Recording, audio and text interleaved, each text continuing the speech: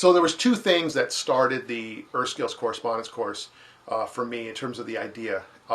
One was when I was at the Tracker School down in New Jersey with Tom Brown.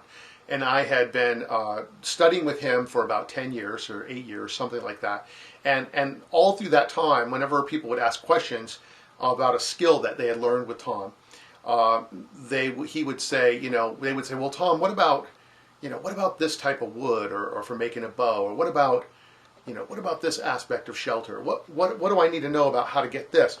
And Tom's answer often would be the concept, what he called dirt time. He would say, the answer to your question is dirt time. And, it would take some new students a little while to understand what that meant.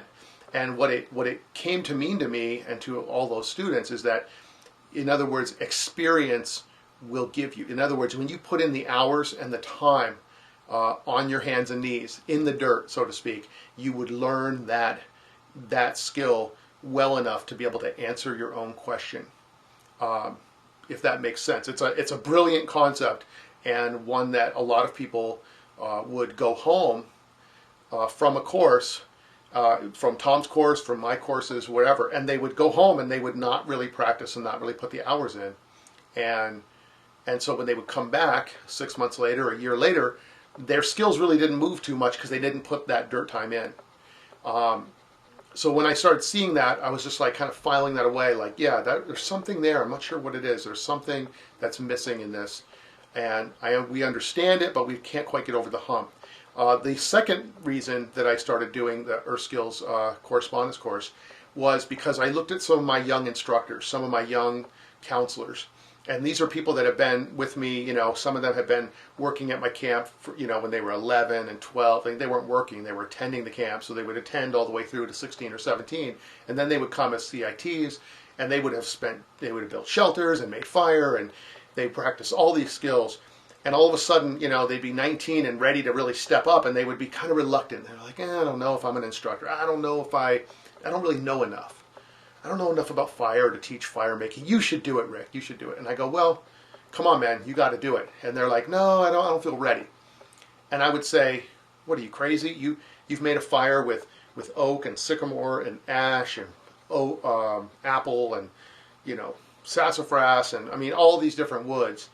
And you've done it in the rainstorm, and you've done it, one hand tied behind your back. You've done all these things. They were very competitive with each other back in that time. And I would say, you're ready, man, you're ready. And they would go, I don't know, I don't feel ready. And so when we started putting this together, Jeff Eckhouse and I in 1988, we said, let's build a framework for people to actually go through step by step how to get that dirt time. And then let's create a way for them to journal it, to document their training, so to speak, so that they could see at the end of the process, at the end of the 6 months or 3 months or whatever they did, they would see how their knowledge had amassed and how much they'd learned. And then they would feel confident, not necessarily confident beyond their ability, but they would know that ability that they had was actual and a real thing, and it had substance, and it had weight, and it was just factual. And so that's what we saw. We put the program together, and then we had our apprentices and our students at the time pilot it, and their skills grew very, very quickly, and their competency, their feeling of really owning that knowledge was just apparent. Like nothing could faze them. If I talked to one of my instructors and said, hey, we were going to do fire making, we're going to do teepee fires today, but it's kind of looking like it's raining, and these fifth graders are going to kind of shaky in the rain. I don't think we should do that. Let's make grass mats instead. They would just be like, no problem. No problem. I'll just switch gears from this to doing this entirely different thing. And it wasn't a problem because they knew both of those things really, really well. And they knew it well enough that they could teach kids how to do it.